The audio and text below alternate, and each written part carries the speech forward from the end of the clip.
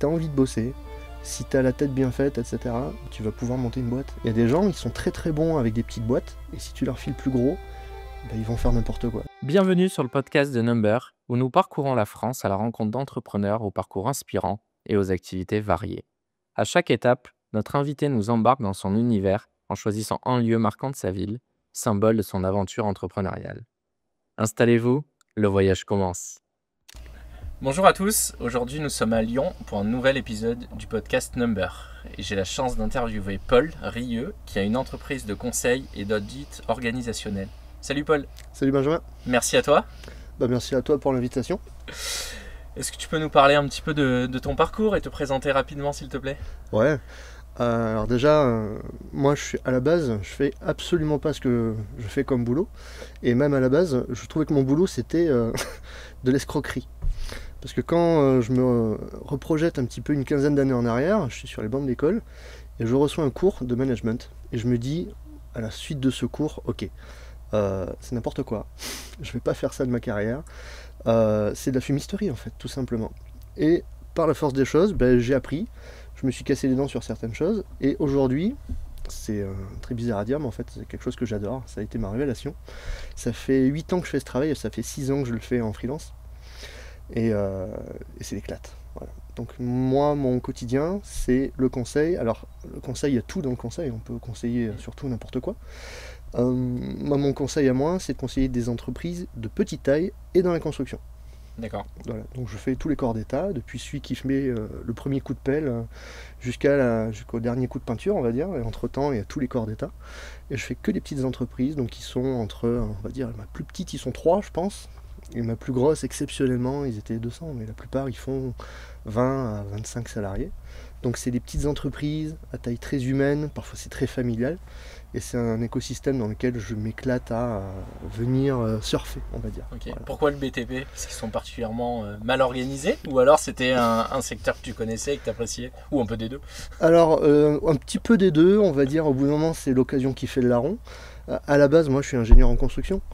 Et forcément, donc, j'avais une petite affinité à savoir comment est-ce qu'on construisait un bâtiment. Et par la suite des choses, les expériences ont fait que quand tu trouves un boulot par-ci par-là, tu rebondis, etc. Et aujourd'hui, je suis encore là-dedans. Et fut un temps, j'allais dire, c'était pas forcément une grande fierté. Je me disais, ouais, j'ai quand même des copains, ils sont en train de bosser, ils font du conseil pareil que moi, mais ils font ça, je sais pas moi, à la Banque de France, ils font ça dans des boîtes qui construisent des avions ou des bagnoles. Mais en fait, je suis assez content de faire ça dans le bâtiment parce que j'ai beaucoup de boulot. Et à la fin, c'est ça qui compte. C'est important. C'est d'avoir du boulot, il faut quand même gagner sa croûte. Et en plus de ça, parce que c'est quand même un secteur dans lequel il y a plein de difficultés. C'est un secteur qui est malade aujourd'hui. Ça veut dire qu'il y a besoin de conseils, il y a besoin de réinventer des choses. Et particulièrement aussi, ce qui me fait plaisir, c'est que c'est un secteur dans lequel il y a beaucoup de belles âmes. Parce que le bâtiment est un secteur dans lequel, si tu as envie de bosser, si tu as la tête bien faite, etc., en fait, tu vas pouvoir monter une boîte et tu vas pouvoir aller plus loin, tu vas pouvoir avoir une belle aventure. Ce qui n'est pas forcément, je pense, le cas de tous les secteurs du monde. Voilà. Ouais. Donc c'est un secteur qui me plaît bien. Voilà,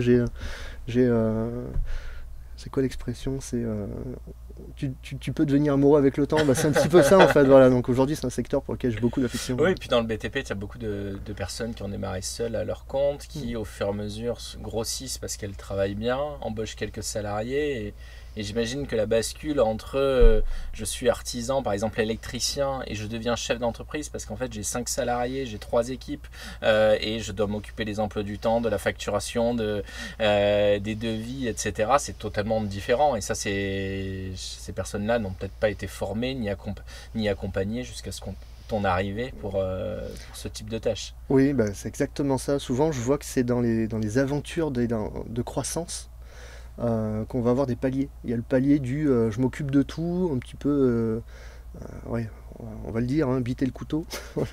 Je fais comme je peux, jusqu'à 3-5 ça marche. Tiens, maintenant on est 10. Et je commence à tirer la langue, comment est-ce que je fais ? Puis après il y a le palier des 15, puis après il y a le palier des 30, etc. Donc c'est assez intéressant de voir ces choses-là. En fait, j'ai la chance, dans le conseil, j'ai la chance de voir plein d'entreprises. D'habitude, il y a des gens, dans une carrière, ils vont peut-être faire, j'en sais rien, entre 5 et 10 entreprises, et encore, c'est des gens volatiles par rapport à nos aînés, on va dire ça, qui passaient beaucoup de temps, peut-être une quinzaine, une vingtaine d'années dans une boîte. Moi j'ai la chance d'en avoir fait 60. Donc forcément j'ai beaucoup plus de points de comparaison et ça me permet de dire attention, hein, je pense que tu seras peut-être pas aussi rentable si tu continues à grossir. Ou alors il va falloir que tu fasses très attention à ça et à ça. Et Donc c'est intéressant. justement, si on prend le cas précis d'un électricien, par exemple, qui commence à embaucher, qui grossit et qui, au fur et à mesure, doit prendre cette casquette de chef d'entreprise, quel est toi ton rôle? Concrètement, qu'est-ce que tu fais pour l'accompagner? Moi je suis porteur de cohérence. En fait, j'aide les entrepreneurs à faire sortir de leur tête ce qu'ils ont envie de faire et à regarder comment est-ce qu'on peut construire de la cohérence là-dessus. Par exemple, un entrepreneur qui me dirait tiens, j'ai envie de grossir, parce que quelque part, il a ce côté en lui, entrepreneur, j'ai envie de construire une boîte, j'ai envie d'aller plus loin, mais d'un autre côté, il a absolument pas envie de déléguer, ou il peut rien lâcher. Bon, au bout d'un moment, Coco, il va falloir que tu fasses des choix, quoi. Comment tu fais si tu as envie de grossir mais tu veux rien lâcher? Bah, peut-être tu vas exploser au bout d'un moment, donc il va falloir faire des choix dans tout ça. Voilà, donc je suis porteur de cohérence avant tout. Et parfois c'est la cohérence, tiens, est-ce que tu as l'impression que tu adresses le bon client? Et j'ai des entrepreneurs qui me disent, bah c'est vrai qu'en fait j'ai pas envie de faire ça, ça me gonfle de faire ces trucs. Mais pourquoi tu signes des devis pour faire ça alors? Donc voilà, je suis avant tout porteur de cohérence. Il y a une image que je donne souvent, c'est le côté. Alors j'ai adoré la série Game of Thrones. Et dans Game of Thrones, eh ben, il y a la main du roi. Il y a le conseil et il y a le conseil royal, etc. Il y a la main du roi. Souvent je dis c'est un peu ça, c'est-à-dire je suis pas là pour prendre les décisions à ta place, c'est pas ma boîte. Voilà. Par contre moi je viens et je te conseille. J'attire ton attention sur quelque chose que je trouve peut-être pas très cohérent, sur lequel tu as besoin de décider quelque chose. Et décider, bah, c'est ton boulot de dirigeant. Voilà. Donc je viens pour gratter un petit peu comme un ostéo, tu sais, tu mets le doigt juste, ah c'est là que ça fait mal, hein. Aïe, aïe. Ah, ça coince un peu, et puis voilà, j'appuie un petit peu, pas trop, jusqu'à ce que la personne lui dise, bah là tu vas devoir faire un choix, quoi. Donc c'est ça qui est génial dans mon taf, que j'adore. Ok. Et quels sont les défis les plus intéressants justement que tu as rencontrés dans l'accompagnement de ces entreprises? Ah, les défis, c'est que bah déjà, c'est que souvent il y a des entrepreneurs, en vrai, ils savent pas ce qu'ils veulent. Ou parfois ils veulent, mais ils ont des drivers. Donc psychologiquement, on appelle ça des drivers, c'est-à-dire des choses qui vraiment sont moteurs dans leur psyché et qui s'empêchent de dire.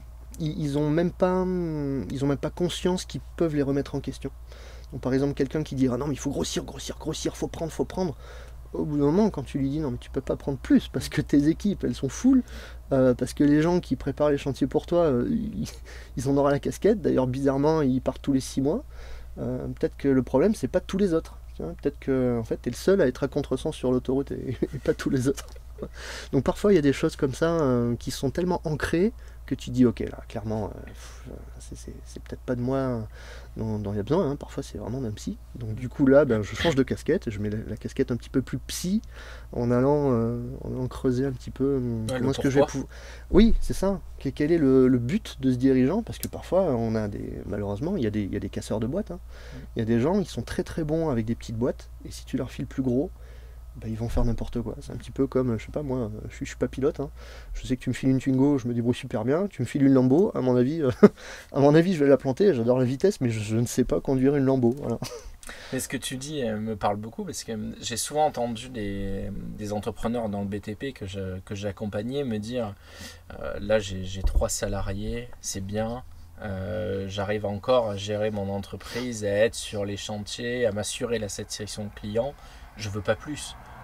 Parfois j'ai des opportunités de prendre de plus gros chantiers, d'avoir de plus gros contrats, mais je veux pas parce que je pense qu'il y a une crainte et puis ils doivent savoir, comme tu le dis, que au plus tu grandis, au plus tu grossis, au plus tu prends de risques et au final tu peux planter ta boîte. Complètement. Il y a des gars comme ça avec qui je travaille, ils se rendent compte que ah zut, maintenant on est 15 et on a notre renta à la fin, le résultat net, en fait c'est le tiers de ce qu'on avait quand on était 4. Bah, j'ai envie de dire oui, mais pourquoi tu as grossi aussi? À la fin, il y a ce côté pourquoi tu grossis, pourquoi tu fais les choses. Et et je trouve que j'ai la chance, c'est peut-être un petit peu perché ce que je vais dire, mais aider des boîtes à aller bien à une période où tout va bien, je veux dire, c'est des victoires sans noblesse. Voilà. Alors que aider une boîte à aller mieux dans une conjoncture où tout est pourri, en fait, c'est génial. C'est que tu as vraiment l'impression que tu étais là au bon moment.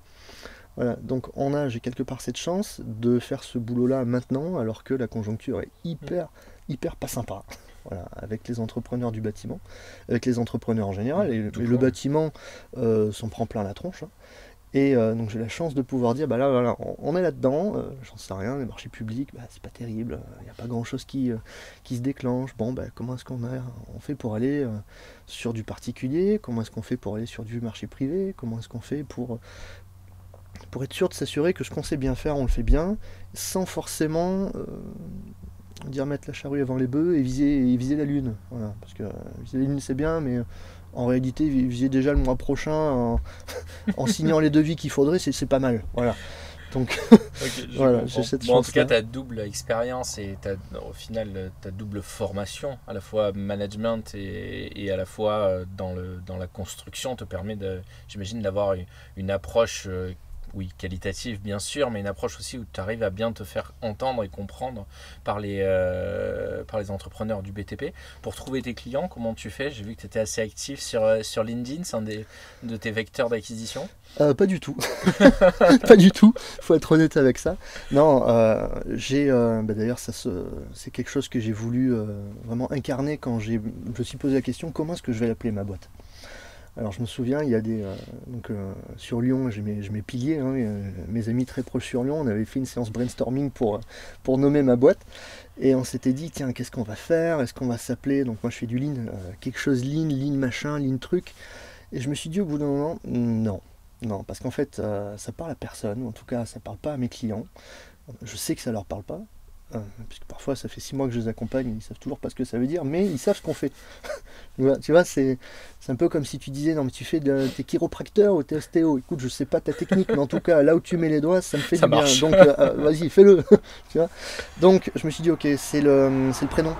C'est le prénom qui fait la différence, c'est la personne que viennent rechercher les clients, et la personne, en l'occurrence, je m'appelle Paul, donc que je m'appelle Paul. Ouais. Donc pour l'instant, mon principal vecteur en fait de commerce, c'est mes clients. C'est mes clients, donc je travaille beaucoup à la reco. J'osais pas le faire avant. Tu vois, avant j'ai un petit peu le syndrome de l'imposteur, j'étais pas prêt. Et au bout d'un moment, en fait, je me suis mis un coup de pied aux fesses et je me suis dit, bon, allez, là, je pense que ça passe suffisamment bien. J'étais avec des clients qui me ressemblaient. On avait à peu près le même âge, on avait des expériences qui étaient similaires. Tu vois, c'était des clients qui avaient déjà eu un parcours avant. Et je me suis dit, ok, là, j'y vais. Et première reco. Voilà, tiens, si vous êtes content, appelez vos copains, quoi. Voilà. Et puis ils ont fait ça, et puis les copains ils ont appelé des copains, et puis aujourd'hui j'en suis là pour le moment. Mais par contre je suis sur LinkedIn parce que j'aimerais développer une autre... alors déjà, parce que ça me permet d'avoir une vitrine, hein, parce que si tu dis à quelqu'un, tiens, va voir tel chiropracteur, je reste sur cet exemple, ou va voir tel ostéo, c'est quand même pas mal si l'ostéo il a un Insta sympa, tu vois, où il va montrer ce qu'il fait, ah d'accord, on va aller faire ça, c'est toujours sympa. Et surtout parce que j'aimerais bien que ça me permette de faire une autre typologie d'activité. Alors pardon, c'est un autre format d'activité. C'est toujours du conseil, sauf qu'aujourd'hui je fais du conseil sur plusieurs jours, que j'étale en petits morceaux d'une demi-journée sur un an. Et parfois ça peut faire peur. Voilà. Parfois, ça va représenter presque une dizaine de jours sur un an. Ça prend du temps, et c'est beaucoup d'argent. Ça va prendre du temps. Alors l'argent pour en discuter, pas tellement pour mes clients, parce que je suis subventionné. Mais dans tous les cas, pour eux, c'est le temps. C'est le temps. Ah là là, ça va quand même prendre 10 jours, c'est une demi-journée tous les mois, ça fait beaucoup. Alors, il y en a qui vont dire, non mais une demi-journée, quand tu vois ce que ça t'apporte, vas-y. Mais le cap d'une demi-journée tous les mois, pour ceux qui sont sous l'eau, qui se disent, mais en une demi-journée, mais combien de devis je pourrais faire, etc. Alors que je suis à la bourre. Voilà. Et donc pour ça peut faire peur. Donc ce que j'aimerais développer, moi, c'est plutôt du conseil à l'heure.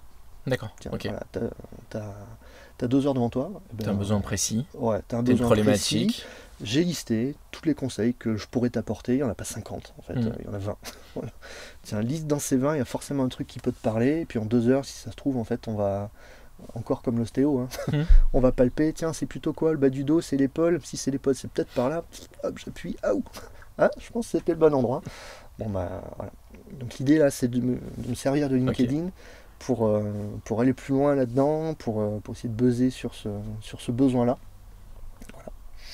Donc c'est en cours depuis 6 mois. D'accord. Depuis 6 mois que j'ai commencé à faire ça, et donc je me suis donné 1 an et demi en tout, donc jusqu'à fin 2025, tu vois, pour regarder si ça prend, et puis si ça prend pas, je ferai autre chose.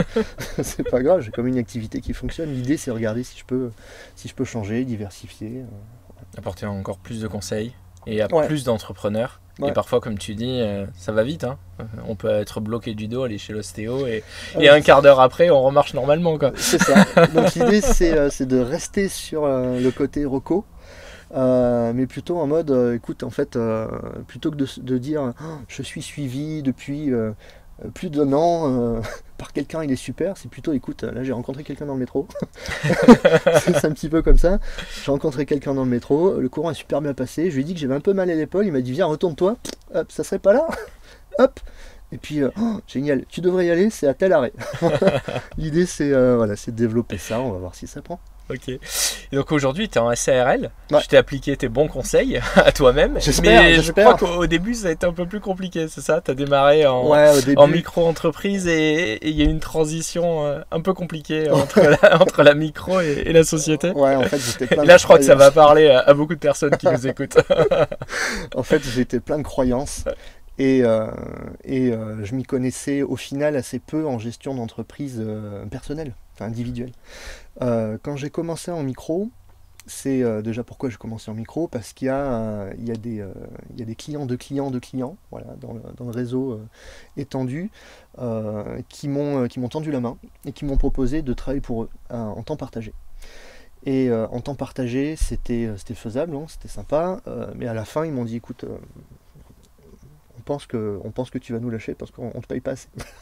Donc c'était quand même dingue qu'ils me disent ça. J'ai eu cette chance d'avoir ces 2 clients-là qui m'ont fait confiance, et il y en a un qui est mon client historique que j'accompagne encore depuis 5 ans. Et au bout d'un moment, ils m'ont dit non mais revois le business model parce que ça peut pas continuer comme ça. Grosso modo, on te paye la journée moins que nos sous-traitants qui posent des carottes, qui posent des carreaux, quoi. Donc on va reprendre la chose, et ça m'a permis en fait de me lancer. Et j'avais mon activité, voilà, j'avais un chiffre d'affaires qui était plutôt correct, voire assez correct, et ça a duré pendant 5 ans. Voilà. Donc là maintenant ça fait 4 ans, un petit peu 4 ans et demi. Voilà. Ouais. Et au bout de 4 ans et demi, en fait, je me suis rendu compte que dans mon activité en tout cas, ça pouvait plus continuer comme ça, la micro, parce que j'avais trop de frais. Ça fonctionnait plus. J'avais des frais, moi à peu près, en ordre de grandeur, pour 1 euro que je facture, j'ai entre 20 et 25 centimes de frais pour me déplacer, parce que ça coûte cher de se déplacer, tout simplement. Et quand tu mets tout ça bout à bout, le coût du déplacement, etc., le fait de prendre un peu de matos, en fait tu te dis, mais micro-entreprise, je suis en train de payer de l'impôt sur le revenu pour des choses qui étaient des frais, donc c'est un peu stupide. Et puis en plus de ça, je me suis bien planté, il faut le dire, dans ma déclaration d'impôt, parce que je faisais n'importe quoi, parce que j'y comprenais rien. donc je me suis retrouvé avec un beau redressement fiscal aussi, qui au final a complètement épongé ce que je me disais, tiens c'est marrant, c'est plus rentable qu'avant, je mets les sous de côté. Ah ben non, mais on prend les sous de côté, on les rend aux impôts. Donc C'est l'occasion de faire un reset, c'est ça, après le redressement. Donc je me suis dit en fait, ok, clairement, le côté gestion administrative, je veux pas être vulgaire en disant administratif, parce que c'est bien plus que de l'administratif, mais le côté gestion derrière, ça me plaît pas en fait. Il faut que quelqu'un le gère à ma place. Voilà. Et surtout, il faut que je quitte la micro-entreprise. Et c'est là que je me suis rapproché de Number en mai ou en juin 2023. Et en 3 semaines, c'était plié. Donc finalement, tu t'es retrouvé en société et c'était moins compliqué que ce que tu imaginais. Complètement. Parce qu'en fait, si je comprends bien, t'es resté en micro un peu par habitude. C'est-à-dire que tu savais que potentiellement c'était plus forcément intéressant pour toi d'être en micro. Par contre, tu avais certainement un peu une crainte de la bascule, tu savais pas trop comment t'y prendre. Et en fait, tu restais en micro, bon, tu as eu un élément déclencheur un peu négatif, qui est le contrôle fiscal, mais qui a au moins t'a permis de basculer. Et après, en société, au final, une création beaucoup plus rapide que ce que tu imaginais et beaucoup plus simple. Ouais. En fait, le fait que je reste en micro, c'était une grosse croyance, comme je te disais tout à l'heure. Et c'était la croyance que sortir de la micro et partir en société, ça va me coûter cher. Et à la fin, je me disais, c'est bête à dire, mais je suis là pour gagner ma croûte. Et je me disais, à la fin, franchement, payer de la comptabilité, payer des trucs comme ça, j'ai pas envie de payer tout ça, tu vois. Sauf que il y a quelqu'un qui m'a, je peux dire qu'il m'a pris par la manche, qui m'a pris par la nuque, comme ça, qui me dit, allez, maintenant, tu vas arrêter tes conneries, tu vas vraiment regarder combien ça peut te coûter et combien ça peut te rapporter, de faire les bons choix au niveau de ton montage. Et en fait, c'était le meilleur conseil qu'on m'ait jamais fait, parce que là, je me suis dit, ah oui, ok, effectivement, y a le côté, tu vas payer de l'URSSAF, etc., qui va te coûter plus cher que quand tu es en micro, sauf que tu vas avoir des frais. Donc forcément, ces frais, tu vas pas être imposé dessus, puisque c'est des charges, etc. Donc en fait, on m'a fait prendre conscience de ça, alors qu'avant, j'y étais pas sensible. En fait, tu payes de l'URSSAF sur ce que tu rentres réellement dans ta poche, sur ton compte personnel. Voilà. Et donc, effectivement, tous les frais que tu passes sur ta boîte et même la trésorerie que tu gardes pour investir, pour lancer de nouveaux projets, sur celle-ci, tu as zéro charge sociale au final. C'est ça. Et en fait, je m'étais rendu compte que c'était possible. Et autre chose aussi, j'avais une appréhension, il faut le dire, j'avais une méfiance en fait envers l'univers des comptables, parce que j'avais eu des expériences qui n'étaient pas forcément super positives. Moi, je voyais pas forcément des gens qui m'aideraient. Voilà. Je voyais des gens à qui je devrais rendre des comptes. Et en fait, je me disais, mais c'est pas de ça dont j'ai besoin. Et à partir alors, il y a eu dans le process avec Number, il y a eu évidemment les premiers entretiens pour m'orienter. Tiens, qu'est-ce que tu veux faire? Est-ce que tu es sûr de ton montage? Qu'est-ce que tu veux? Comment tu veux monter ta boîte? Après, il y a eu le côté, voilà, on s'est occupé de monter ta boîte. Super, merci, parce que c'est quelque chose qui me gonfle. Et en plus, je suis pas bon pour faire ça, je m'y perds. Et puis, voilà. Ah, c'est bon, la boîte elle est créée. Merci. Et puis après, il y a eu le feeling avec mon conseiller comptable, voilà, et qui depuis est mon ange gardien de tous les jours, quoi. Voilà, et c'est ce feeling-là qui aussi a fait que je me suis dit, ok, les yeux fermés, c'était le bon choix. Allons-y comme ça, on fonce. Et depuis, ça fait 2 ans bientôt que je suis avec Number, ça fera 2 ans dans 4 mois. Et au final, c'est génial parce que toutes mes croyances, tu vois, donc on les écrit sur un petit bout de papier, on l'a roulé et puis on l'a mis, paf, comme ça dans une poubelle. Parce que toutes mes croyances, c'était des vraies croyances en fait. C'était des préjugés, des vrais préjugés. Là maintenant, déjà, ça me coûte pas tellement cher. Vis-à-vis de ce que ça ne me coûte plus, en d'autres dépenses complètement saugrenues. Voilà. Et surtout là où c'est sympa, c'est que petit à petit on déclenche d'autres paliers, j'ai l'impression d'être comme un Super Mario, je passe au niveau 2. Donc là je me suis dit, ok, niveau 1, création de la société, super. Niveau 2, tiens, c'est vrai que j'avais pas de prévoyance. Avant, si je me cassais la gueule ou si je faisais une bêtise, qu'est-ce qui m'arrive? Les choses ont changé aussi parce que je suis devenu papa il y a 2 ans. Je me suis dit, tiens, oui, bon, maintenant, il y a un petit machin qui dépend de moi, quoi. Donc, qu'est-ce qui se passe? Tiens, hop, prévoyance. Et ça, pareil, c'est un truc, ça m'aurait gonflé s'il aurait fallu que je m'en occupe tout seul. Hop. Donc, autant mon ange gardien, c'est Léo. Hop, mon ange gardienne sur la prévoyance, c'est Léa. Voilà. Et hop, donc, je sais que là-dessus, j'ai mes anges gardiens qui m'ont aidé à passer le niveau 2. Niveau 3, c'était... Qu'est-ce qu'on a fait pour le niveau 3? Niveau 3, c'est quand il a été question de commencer à se dire, bon, tiens, maintenant, comment est-ce que je peux m'équiper? Parce que en auto-entreprise, j'avais acheté un petit peu de matos, etc. Mais bon, j'étais resté un petit peu timide, on va dire les choses comme ça. Là, j'ai une activité qui est lancée, il faut que je sois efficace. Bon, voilà, il faut que je carbure plein pot, que je sois focus sur ma prod, il faut que je sois focus sur mon taf. Qu'est-ce que je peux faire pour être efficace à fond? Il faudrait que j'investisse là. Comment est-ce qu'on peut faire les choses? Hop, allô mon ange gardien. Et puis là, tu parles d'investissement et c'est ce qui permet de préparer demain tes futurs projets, la croissance de ta société. Et puis surtout, si on en revient à cette comparaison auto-entreprise, j'en reparle parce que beaucoup de gens sont dans ton cas et beaucoup de personnes ont des croyances. Là, au moins, c'est pas de l'argent perdu en fait. Hein. C'est un vrai mot quand on parle d'investissement. J'avais peur, j'y pense aussi comme ça, j'avais peur quand j'étais en micro du côté réversible. Tu vois, irréversible, pardon. Je me disais, tiens, je suis en micro, au final, je bosse pas, bah je bosse pas, c'est tout. J'ai qu'à pas me payer. J'ai envie de fermer le truc, je ferme le truc, c'est tout. Ça va pas me prendre, ça va pas être compliqué, ni coûteux de mettre quelque chose en sommeil ou j'en sais rien. Tu vois, j'avais l'impression que le jour où je lançais une société, en fait, ça y est, je vais lancer une boule de neige qui serait trop lourde pour moi si je voulais l'arrêter. Pas de retour en arrière. Ouais, mais en fait, c'est complètement faux. Une fois que tu as compris qu'il y a des gens qui maîtrisent très bien ce système-là, qui peuvent le maîtriser pour toi, ben laisse-les faire leur taf, ils le font très très bien, et puis occupe-toi de ton travail, de tes aspirations. Et pareil, le côté réversible, tu vois, aujourd'hui, alors je suis quelqu'un de nature prudente, et c'est madame qui le confirmerait, mais tous les 6 mois, je lui dis, mais si ça se trouve, dans 6 mois, j'arrête. Ça fait 5 ans, hein. Je lui dis, si ça se trouve, dans 6 mois, j'arrête. Et le fait d'être passé en société, au contraire, maintenant, je me dis, si dans 6 mois, j'en ai complètement marre de faire ce que je fais, et j'ai envie de tout envoyer péter, bah au contraire, pas de souci.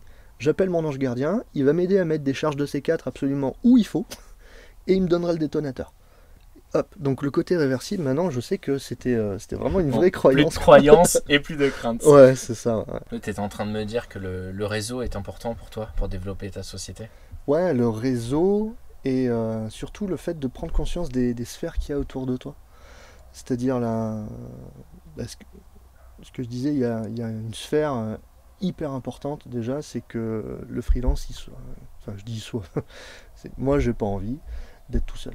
Donc déjà il y a madame qui m'accompagne beaucoup, qui me conseille et qui est mon premier tampon émotionnel.